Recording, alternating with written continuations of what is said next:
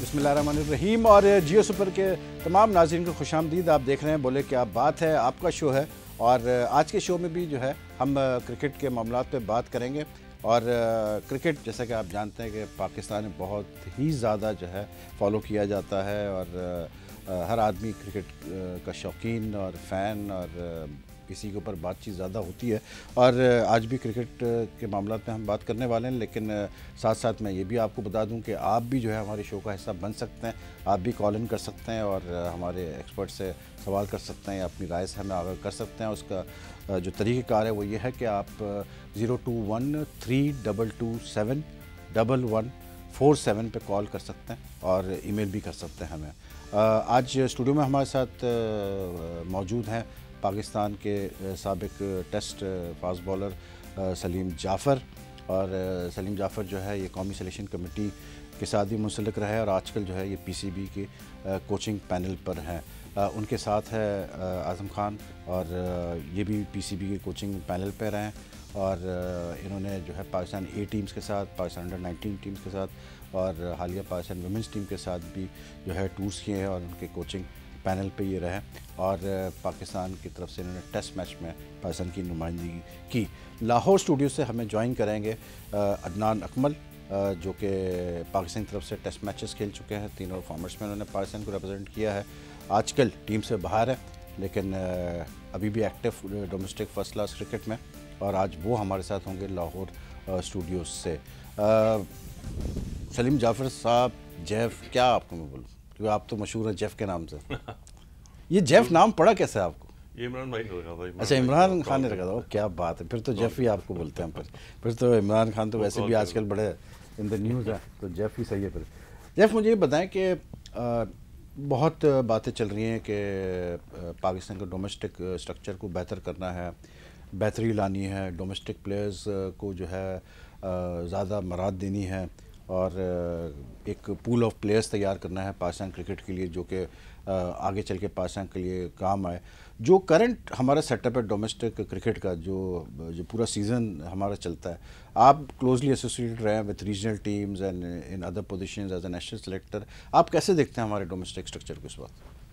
Actually एक बात अच्छी हुई है कि इन्होंने डिसाइड कर लिया था आज से 3 साल पहले कि हमें ये स्ट्रक्चर तीन सीज़न में एटलीस्ट इसी फॉर्मेट से हमें क्रिकेट खेलनी है। ठीक है। जो कि ये मेरे ख्याल से अब जो होगा वो 3rd ईयर होगा इस फॉर्मेट का।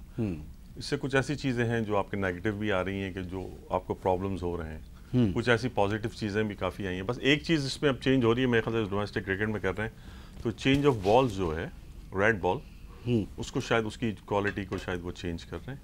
और बाकी जिस पैटर्न पे क्रिकेट खेली जा रही है पिछले 2 साल से, तो उसी साल से हो रही है। मेरे ख्याल से ये एक अच्छी चीज़ है। मैं थोड़ा लास्ट ईयर ये चीज़ें नज़र आई हैं कि रीजन्स थोड़े वीक नज़र आए हैं जब हमने डिपार्टमेंट के अगेंस्ट खेली है क्रिकेट साथ में जो मिलके खेली है, तो मतलब एक वाइड रीजन हमारा। लेकिन जब जो लास्ट ईयर टूर्नामेंट्स हुए हैं, जो काजम ट्रॉफी हुई खास करके, तो उसमें reasons were causing problems for the department. ऐसा नहीं था कि रीजन्स सारी मैचेस आराम से हार रहे थे, काफ़ी मैचेस में हाँ एग्जैक्टली उसमें रीजन्स ने जीता भी मैचेस। लेकिन ये कि जब सुपर 8 का जब क्वालिफाई हुआ तो सिर्फ एक ही रीजन उसमें क्वालिफाई किया। मेरे ख्याल से एटलीस्ट 3 रीजन तो ऐसे होने चाहिए थे जो आते तो थोड़ी और क्रिकेट बेहतर होती है। तो पास्ट में अगर देखा जाए तो रीजन तो ये ट्रॉफी भी जीतो, अभी बैंक को जो हराया था, मेरे ख्याल से कराची नहीं हराया था, तो फाइनल मैच हराया। तो इस तरह तो है, लेकिन ये है कि थोड़ा और हमें स्टैंडर्ड को रीजन के स्टैंडर्ड को हाई करना पड़ेगा। तो स्टैंडर्ड बढ़ाने के लिए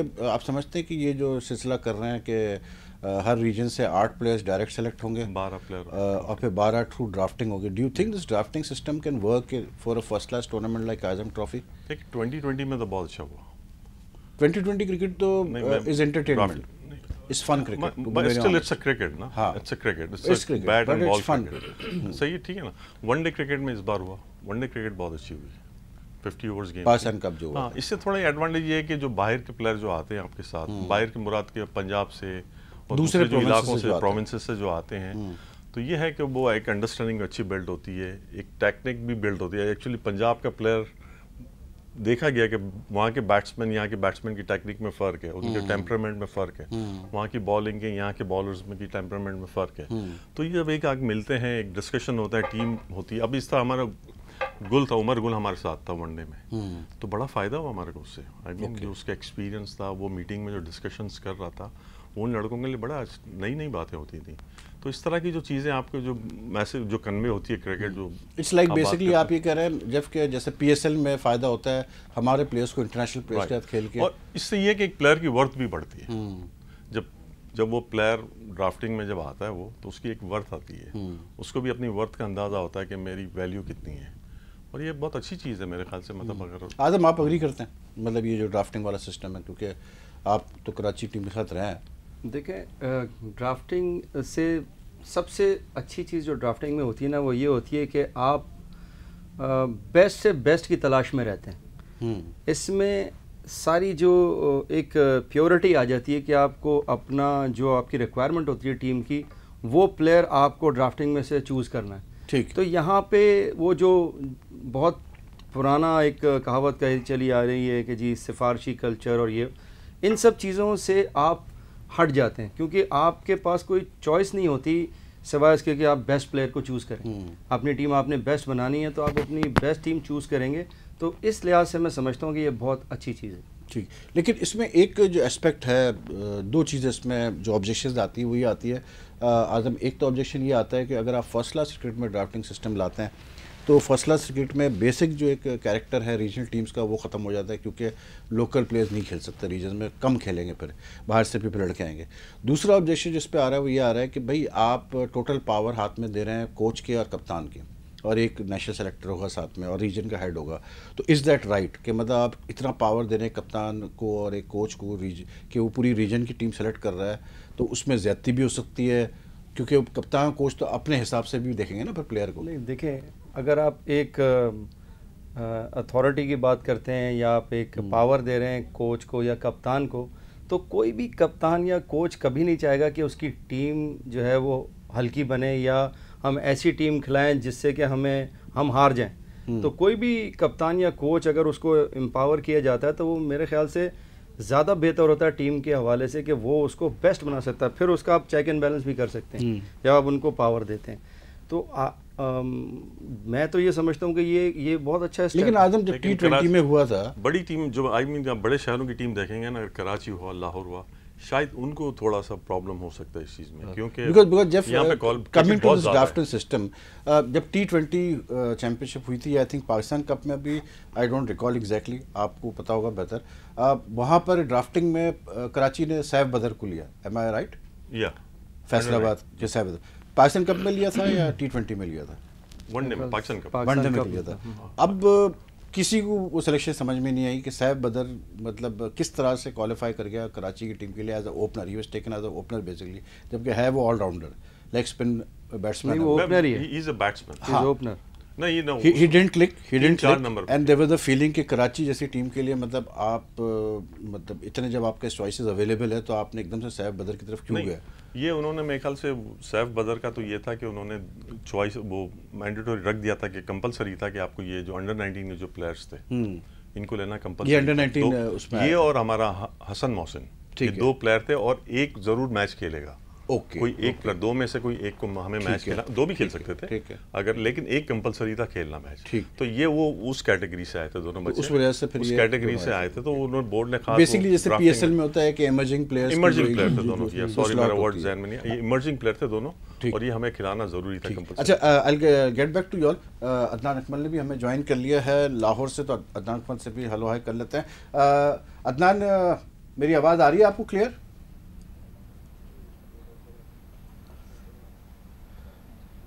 अदनान, मेरी आवाज़ आ रही है आपको?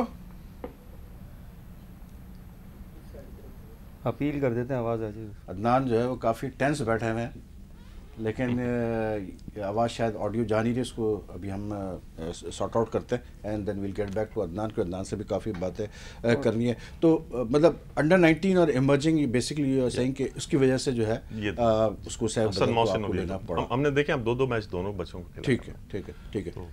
तो can we depend entirely on the we can we be rest assured के जी जो भी कराची का कोच बैठेगा या कप्तान बैठेगा या जो हेड बैठेगा वो बिल्कुल चाहेगा कि बेस्ट पॉसिबल टीम हमारी सेलेक्ट की जाए। इस पे हमारे पास रिस्ट्रिक्शंस हैं, ड्राफ्टिंग में भी रिस्ट्रिक्शंस होती हैं। रिस्ट्रिक्शन किस टाइप? जैसे इमर्जिंग प्लेयर 2 लेने आपको कंपलसरी या रिस्ट्रिक्शंस होगी ना, हमें जरूरी कंपलसरी। अंडर 19 के 3 जाने शायद इस दफा नहीं, इमर्जिंग थी वो, उन्होंने एज नहीं रखा था उसको, इमर्जिंग था, लेकिन वो अंडर 19 के दोनों प्लेयर पाकिस्तान। अच्छा, इस दफ़ा जो प्रोग्राम है आदम वो ये है कि 8 आप लेंगे इंटर डिस्ट्रिक्ट से, डायरेक्ट सिलेक्शन होगी वो तो डायरेक्ट आप इंटर डिस्ट्रिक्ट से नहीं, आप 8 अपने लोकल प्लेयर 8 ले, जो रीजनल बेसिकली जो रीजन के जो प्लेयर जो लास्ट ईयर परफॉर्मेंस जिन्होंने की हुई है या जो रेगुलर आपके लिए अच्छा खेल रहे हैं और 2-3 सालों से वो उसमें इंटर डिस्ट्रिक्ट में इसलिए कह रहा हूँ क्योंकि इंटर डिस्ट्रिक्ट आपकी will be the first tournament जो होगी ना, तो उसमें भी अगर कोई परफॉर्म आपको लगता है तो बहर 8 प्लेयर्स आपने डायरेक्ट लेने हैं उसी रीजन के, और फिर 12 प्लेयर्स आप लेंगे उस ड्राफ्ट में, मतलब ड्राफ्ट में आप बैठेंगे और फिर उस हिसाब से जो आपको बेहतर। ये बात थोड़ी इसमें है कि ड्राफ्टिंग में जो प्लेयर्स जाएंगे हाँ ये किस तरह पिक होके जाएंगे, ओके, क्योंकि ये डिस्ट्रिक्ट क्रिकेट की परफॉर्मेंस है।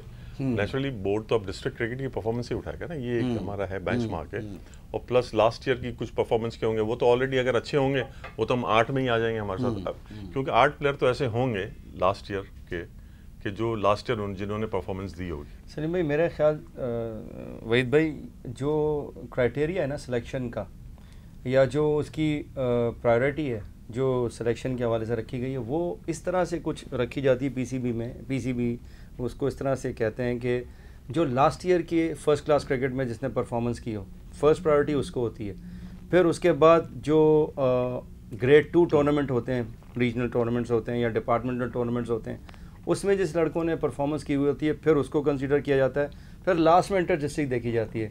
जबकि एसोसिएशन का कहना ये है या जब हमारी उनसे बात होती है तो वो ये कहते हैं कि होना ये चाहिए कि अगर आप इंटर डिस्ट्रिक्ट करा रहे हैं और वो भी पीसीबी का एक टूर्नामेंट है तो पहले आप प्रायोरिटी इंटर डिस्ट्रिक्ट को दें। लेकिन चूंकि सम टाइम इंटर डिस्ट्रिक्ट के मैचेस ऐसी पिचेस के ऊपर हो जाते हैं या ऐसी एनवायरनमेंट में होते हैं जहाँ पर ज़्यादातर स्पिनर्स डोमिनेट कर रहे होते हैं या कुछ इस तरह से होता है कि बैट्समैन ज़्यादा डोमिनेट कर रहे होते हैं, तो हमारे यहाँ भी इस तरह से हुआ है कि पिछले 2 सालों से अब हमारे रीजन के अंदर वो उन्हीं ग्राउंड्स के ऊपर इंटर डिस्ट्रिक्ट को कराने की कोशिश कर रहे हैं जहाँ पर फर्स्ट क्लास क्रिकेट होती है, जहाँ फर्स्ट क्लास, ये जो कि एक बहुत अच्छी बात है, और स्पाइक्स भी अलाउ कर रहे हैं, तो ये बहुत अच्छी एक अच्छा इसमें जो ड्राफ्टिंग में एक एडवांटेज ये होगा कि जो डिपार्टमेंट्स ग्रेड 2 रेलीगेट हो चुके हैं जैसे स्टेट बैंक है, पीआई है, ZTBL है या पोर्ट कासिम है, इनके जो प्लेयर्स है वो अवेलेबल होंगे उस ड्राफ्ट में to play for the regions. ठीक है, anyway I will get back to you. हमारा लिंक रिस्टोर हो गया है लाहौर स्टूडियो से और अदनान हमें सुन सकते हैं। अदनान मेरी आवाज़ क्लियर आ रही है आपको? हाँ जी, अस्सलाम वालेकुम वहीद भाई और कैसे हो अदनान? आज़म भाई को और सलीम भाई। वालेकुम बस अल्लाह का शुक्र, ठीक आप सुनाएं। मतलब आज लाहौर में तो बारिश नहीं हो रही? नहीं सर, आज बहुत गर्मी थी, प्रैक्टिस करके आ रहा हूं आज कराची में भी बहुत और सीधा आपके स्टूडियो आ गया। यहाँ 2-3 दिन बारिश हुई लेकिन आज जो है जो भी बारिश हुई ना उसका पूरा जो है आज उल्टा हो गया, बहुत गर्मी थी। और अदनान क्या कर रहे हैं आप? मतलब हाई परफॉर्मेंस कैंप में आपका नाम नहीं आया लेकिन अपने आप को बिजी रखा हुआ है, ट्रेनिंग वगैरह जारी है? देखें वहीद भाई, हम रेगुलर प्रैक्टिस करते हैं, हमारा डेली की रूटीन है, सिर्फ संडे ऑफ होता है। हम मैं अभी भी प्रैक्टिस से आ रहा हूँ, मैं 7 बजे 7:30 बजे मेरी प्रैक्टिस ख़त्म हुई है और मैं 2 टाइम प्रैक्टिस कर रहा हूँ, सुबह के टाइम जिम वर्कआउट कर रहा हूँ, शाम को कीपिंग और बैटिंग कर रहा हूँ। हमारी तो रूटीन यही है, हम उसके बगैर रह नहीं सकते प्रैक्टिस के बगैर। अदनान बात मैं कर रहा था जब से और आज़म से ही बात हो रही थी कि जो अब डोमेस्टिक क्रिकेट होने जो सीज़न हमारा स्टार्ट होने जा रहा है जो कि बड़ा अहम है बहुत सारे प्लेयर्स के लिए इंक्लूडिंग योरसेल्फ, उसमें पहली दफ़ा कायम ट्रॉफ़ी के लिए ड्राफ्ट सिस्टम ला रहे हैं प्लेयर्स का। और मतलब जो 8 रीजन्स खेलेंगे कायम ट्रॉफ़ी में उनके 12 लड़के जो हर रीजन अपने 12 लड़के जो है वो ड्राफ्ट सिस्टम से लेगी, तो तकरीबन कोई 160 लड़के 150 लड़के अवेलेबल होंगे इन द ड्राफ्ट। तो आप कैसे देख रहे हैं इस ड्राफ्ट सिस्टम को, क्योंकि आप खेलते रहे लाहौर से, you have been part of the Lahore regional side for a long time, और मोस्ट वाली होगा यही कि जब लाहौर के जो 8 प्लेयर्स जो डायरेक्ट सेलेक्ट होंगे रीजन टीम के लिए उसमें मोस्ट वाली आप होंगे या हो सकता है कामरान हो जो भी हो, लेकिन ये ड्राफ्ट सिस्टम को कैसे देखते हैं आप? आपको लगता है कि ये इससे बेहतरी आएगी, कंपटीशन बढ़ेगा प्लेयर्स में?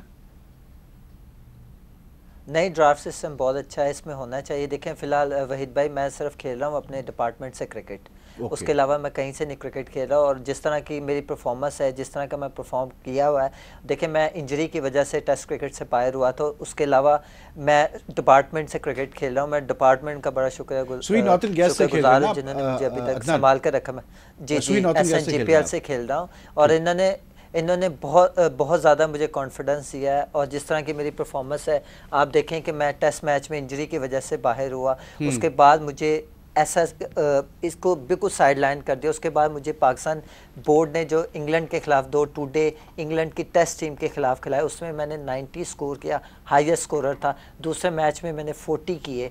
फिर उसके बाद मैं वापस आया, फिर मैं फर्स्ट क्लास खेला, उसके बाद फिर मैंने परफॉर्म किया। फिर मुझे वेस्ट इंडीज़ के अगेंस्ट मैच मिला, उसमें मैं हाईएस्ट स्कोरर था। उसके बाद फिर मैं श्रीलंका टूर किया पाकिस्तान ए का, जो शारजा में हुआ। और उसके बाद मैं पाकिस्तान ए का टूर किया श्रीलंका में, जहाँ पे मैं 58 to 60 की एवरेज से मैं वापस आया। 3 इनिंग्सें आई मेरी। उसके अलावा ये सारा कुछ मैं परफॉर्म कर रहा हूँ। और इसके अलावा मुझे बताएं कि मैं क्या करूँ। हमारी परफॉर्मेंस ही देखी जाती है ना, मेरी परफॉर्मेंस ही देखी जाती है। मैं परफॉर्म कर रहा हूँ, मैं सब कुछ कर रहा हूँ, मैं रात दिन मेहनत कर रहा हूँ, मैं सब कुछ कर रहा हूँ, फिर मुझे इग्नोर किया जा रहा है। मुझे ये समझ आप सेंट्रल कॉन्ट्रैक्ट्स की बात कर रहे हैं अदनान, कि मतलब सेंट्रल कॉन्ट्रैक्ट्स में जो आपका नाम नहीं आया।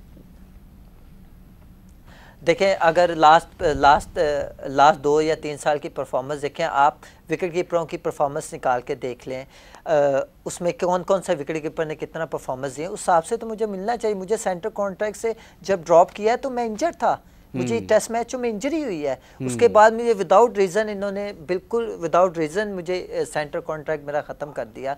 फिर उसके बाद मैंने फिर फिट होके मैंने ये परफॉर्मेंसें दी हैं, जो मैं इंग्लैंड के ख़िलाफ़ खेला हूँ, ऑस्ट्रेलिया के ख़िलाफ़ खेला, सब कुछ खेला। तो मुझे मेरा तो हक बनता है, क्योंकि दुनिया में जहाँ पे भी प्लेयर खेलता है, अगर वो इंजर्ड होता है तो उसको वापस लेकर आते हैं, उसको बिल्कुल साइड लाइन नहीं लगा देते। अच्छा, तो मेरा जो केस है वो बिल्कुल इग्नोर किया जाता है। अच्छा, मुझे ये बताएं अदनान के आप जैसे अपने डिपार्टमेंट से आप सुई नॉर्थन गैस से खेल रहे हैं या सुई साउथर्न गैस से खेल रहे हैं? सुई नॉर्थन गैस से खेल रहे हैं आप? नहीं, SNGPL से जो नॉर्दर्न। ठीक है, ठीक है। अब मोहम्मद रिजवान भी उसी टीम में मौजूद हैं। मैं रिजवान मैं अगर मैं कप्तान था, मेरी कप्तानी में वो खेलता था, तो मैं विकेट कीपिंग करता था, वो एज ए बैट्समैन खेलता था। मैं यही पूछ रहा हूँ, मैं यही पूछना चाह रहा हूँ। और मैं पूरा साल मैं यही पूछना चाह रहा हूँ अदनान, के जो लास्ट ईयर जैसे मतलब सुई नॉर्थन की तरफ से आपने कितने मैचेस खेले, मतलब लास्ट सीजन कायजम ट्रॉफी की मैं बात कर रहा हूँ। मैंने मेरा लास्ट सीजन की अगर मैं परफॉर्मेंस की बात करूं तो पहले मैच में मैंने 120 नेट आउट किया, दूसरी इनिंग्स में मैं 70 नेट आउट किया। उसके बाद लाहौर आया, यहाँ पे मैंने 114 रन किए। और उसके बाद मैं वेस्ट इंडीज के अगेंस्ट खेलने चला गया, वहाँ पे मैंने 80 रन किए। वापस आया तो मुझे डेंगू हो गया। ठीक है, हाँ, मुझे डेंगू हो गया। उसके बाद मैं बीमार हो गया। लेकिन जो आप डिपार्टमेंट से खेल रहे थे, you played as a keeper Adnan. मैं एज ए विकेट कीपर खेलता था, मैं as a wicket keeper batsman खेलता था। और मैं जितने भी खेले, आप रिजवान के भी मैच उठा के, मैं रिजवान की बात नहीं कर रहा, मैं अपनी बात कर रहा हूँ। मैं ये कह रहा हूँ, मैं डिपार्टमेंट से खेलता हूँ तो मैं as a wicket keeper batsman खेलता हूँ, और मैं साल मैं कीपिंग करता हूँ डिपार्टमेंट से। ठीक है। लेकिन वैसे अदनान, मतलब जो इनसे बात हो रही थी जब से और आज़म से, ये जो हम डोमेस्टिक क्रिकेट की बात कर रहे थे, इसमें एक इम्पॉर्टेंट चीज़ ये है कि मतलब जो सिलेक्शन कमेटी इस वक्त है, जिसके सरबराह इंतज़ामुल हक है, वो बड़ा इस चीज़ पे ज़ोर दे रहे हैं कि जी डोमेस्टिक में जो परफॉर्म करेंगे लड़के, हम बिल्कुल उन पे हम नज़र रख रहे हैं और उनको हम रिवॉर्ड भी करेंगे, और वही हमारा फ्यूचर भी है। उस लिहाज से देखें तो ये जो डोमेस्टिक सीज़न अब स्टार्ट होगा, ये मतलब आपके लिए और बाकी प्लेयर्स के लिए जो कि इस वक्त बाहर है पाकिस्तान टीम से या सेंट्रल कॉन्ट्रैक्ट से बाहर है, बहुत ज़्यादा अहमियत जो है इख्तियार कर जाता है। नहीं, देखें, ये सीज़न हो या आने वाला सीज़न हो, आप पिछले लास्ट 3 सालों की परफॉर्मेंस देख लें तो आने वाला सीज़न का तो नहीं हम कुछ कह सकते। जो सीज़न हमारा गुजरा हुआ, आप उस चीज़ को तो देख सकते हैं ना। अब आगे क्या होगा ये अल्लाह ताला की ज़ात के अलावा कोई नहीं जानता, और हम सिर्फ मेहनत करते हैं, और अल्लाह ताला की ज़ात के अलावा हमारा कोई भी नहीं है। आपने पूछना है तो अकेडमी से जाके पूछे, जहाँ पे रात दिन हम जाके मेहनत करते हैं। और मैं शुक्रिया अदा करता हूँ लाहौर कलंदर का, आकिब भाई ने कैंप लगाया हुआ, जिन्होंने मुझे अवार्ड किया, मुझे रेगुलर प्रैक्टिस करवा रहे हैं। Okay, that's good. मैं आता हूँ वापस आपकी तरफ अदनान। ड्राफ्ट सिस्टम आज हम जैसे हम बात कर रहे थे कि आप लोगों का ख्याल है कि इट्स गुड, इट विल मतलब कंपटीशन बढ़ाएगा प्लेयर्स में और मतलब एक अच्छा जो है जो कंपटीशन लेवल है कायम ट्रॉफी का वो बेसिकली हमें बेहतर लेवल मिलेगा देखने का क्योंकि रीजन्स भी स्ट्रांग हो जाएगी। लेकिन एक सवाल बहुत सारे लोग ये करते हैं, अभी सेंट्रल कॉन्ट्रैक्ट्स अनाउंस हुए 35 प्लेयर्स के नाम उसमें आए, उसमें फवाद आलम का नाम नहीं था, खुर्रम मंजूर का नाम नहीं था, सदफ़ का नाम नहीं था, बहुत सारे ऐसे कुछ प्लेयर्स थे जो जनरल परसेप्शन ये है कि ये डिज़र्व करते थे। लेकिन डोमेस्टिक क्रिकेट में जो परफॉर्मेंसेस आती है, क्या कोई ऐसा मैकेनिज़्म बनाने की मतलब ज़रूरत है हमें आज़म सेलेक्टर्स को कि जिसपे कि जो लड़के टॉप परफॉर्मर्स हो डोमेस्टिक क्रिकेट के मतलब वो automatically either they should get contracts और they should be considered for the national team? अभी जो एक जैसे इंज़माम आए हैं या अभी उससे पहले हमारे चीफ कोच हुए हैं मुश्ताक, ये दोनों बहुत इन्वॉल्व हैं कोचेस के साथ, ख़ास तौर से रीजनल कोचेस के साथ। ये कांटेक्ट में भी रहते हैं और जब भी इनको मौका मिलता है हम लोगों से मीटिंग भी करते हैं, चाहे वो हमारे होटल में आके करें या हमें कहीं बुलवा के करें। ये राय लेते हैं लड़कों के बारे में, हमसे पूछते हैं हमारी टीम के प्लेयर्स के बारे में कि वो क्या कर रहे हैं और किस तरह से और बेहतरी कैसे आ सकती है। मैं समझता हूँ कि उनसे ज़्यादा बेहतर पॉलिसी जो खुद करना चाह रहे हैं, इस चीज़ को बेहतर करना चाह रहे हैं और कोई लूप होल छोड़ना नहीं चाह रहे कि ऐसा नहीं हो कि कोई इररेलेवेंट किस्म के आदमी से हम बात कर मतलब वो बात कर रहे हैं, वो तो बिल्कुल रेलेवेंट आदमी से बात कर रहे होते हैं, कोचेस से बात कर रहे होते हैं जो उनकी टीम में परफॉर्मेंस कर रहे होते हैं लड़के, तो हम उनके साथ डिस्कस कर रहे होते हैं लड़कों की परफॉर्मेंस को, उनके पॉजिटिव और नेगेटिव्स को और उनकी बाकी चीज़ों को। तो मैं ये समझता हूँ कि ये तो एक बहुत बेहतरी की तरफ वो इक़दाम को लेकर जा रहे हैं, जो अब मुझे नहीं पता कि वो क्या इनकी क्या वो तो सेलेक्टर ज़्यादा बेहतर बता सकेंगे। लेकिन let me put it this way, क्या आपको लगता है पाकिस्तान क्रिकेट में आज तक डोमेस्टिक क्रिकेट को अहमियत दी गई है सिलेक्शन के, जब बैठ के सेलेक्टर्स ने टीम सेलेक्ट करते हैं वो कौमी टीम को या कॉन्टेक्स्ट वगैरह के लिए, आपको लगता है कि डोमेस्टिक क्रिकेट को इतनी अहमियत दी जाती है? मैं तो ये समझता हूँ कि बिल्कुल दी जाती है। अगर डोमेस्टिक क्रिकेट में लड़का परफॉर्म करता है, वो खेलता है इसलिए कि मैं परफॉर्म करूँ और वो पाकिस्तान टीम के हवाले से मुझे कंसिडरेशन मिलेगी, या मेरा सम टाइम ऐसा होता है कि उस टीम में उस जगह नहीं बन रही होती तो नेक्स्ट किसी टूर के अंदर टीम के अंदर उसको कंसीडर किया जाता है। जैसे आसिफ जाकिर की मिसाल आपके सामने मौजूद है और प्लेयर्स हैं जो डोमेस्टिक क्रिकेट के अंदर रन्स कर रहे हैं और वो खेलते हैं। मेरा असल से सिलेक्शन का जो क्राइटेरिया हमारा फेयर है बिल्कुल। मैं तो आप कितने टेस्ट खेले पाकिस्तान से? मैं टेस्ट तो एक खेला पाकिस्तान से, 6 वनडे खेला, मैंने 14 रन बनाए थे, एक इनिंग आई थी। ठीक। और डोमेस्टिक में आपकी क्या परफॉर्मेंस रहती थी? आप पीएनसी से खेलते थे? मैं पीएनसी कराची हर जगह से खेला, हर सीजन में तकरीबन 1000 रन करता था। तो आप समझते हैं कि मतलब जितने रन आपने डोमेस्टिक में किए, डू यू थिंक कि इट वाज फेयर कि आपको सिर्फ एक टेस्ट मैच मिला? बिल्कुल, इसलिए कि मुझे ये अफसोस तो होता है कि मैं पाकिस्तान से और खेल सकता था, लेकिन जिस वक्त वो टीम इतनी बड़ी टीम थी, मैं किसको रिप्लेस करता? आमिर सुहेल, सईद अनवर, एजाज अहमद, जावेद मियादाद, सलीम मलिक, इंजमामुल हक, ये वो टीम होती थी कि हम 10,000 रन 1200 रन भी बना के हमें पता होता था कि इनको रिप्लेस नहीं कर सकते। नहीं आज़म उस वक्त बोलने क्या बात भी नहीं होता। नहीं बोले क्या बात की बात नहीं है। फेयर बात ये है, मैं आपको फेयर बात बता रहा हूँ, छोड़ दो। मैं आपको फेयर बात बता रहा हूँ। वैसे मैं आपको बता दूं, उस वक्त अगर बोले क्या बात हो रहा होता ना तब भी शायद आज़म ज़्यादा खेल जाता। शायद नहीं, इसलिए कि वो प्लेयर जो थे जो खेल रहे थे वो परफॉर्म करते थे, वो परफॉर्मेंस कर रहे थे। हम अपने डोमेस्टिक क्रिकेट में अब ये होता है कि अगर आपके पास डोमेस्टिक क्रिकेट में, मैं लड़कों को ये कहता हूँ कि यार तुम्हारे पास तो ओपन स्पेस है, अब पाकिस्तान में जगहें खुली हुई हैं, सेलेक्टर्स तुम लोगों को देखना चाहते हैं, तुम्हारी परफॉर्मेंस को मॉनिटर कर रहे हैं, जो परफॉर्मेंस करे जाके पाकिस्तान के लिए खेलो और अपनी जगह को मुस्तहकम करो। ये तो अब उस तरह की टीम थोड़ी है जो मैंने आपको नाम गिनवाए कि जिसमें आप रिप्लेस ही नहीं कर सकते किसी को भी।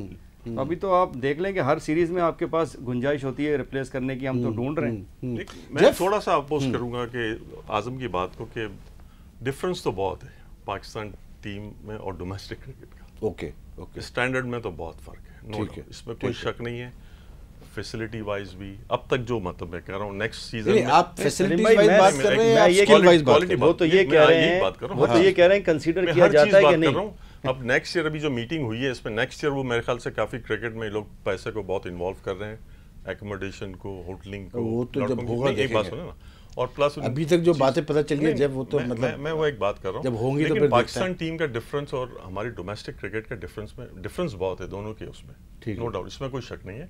पाकिस्तान टीम बहुत ऊपर हाई है और हमारी डोमेस्टिक क्रिकेट में मेरे ख्याल से लेकिन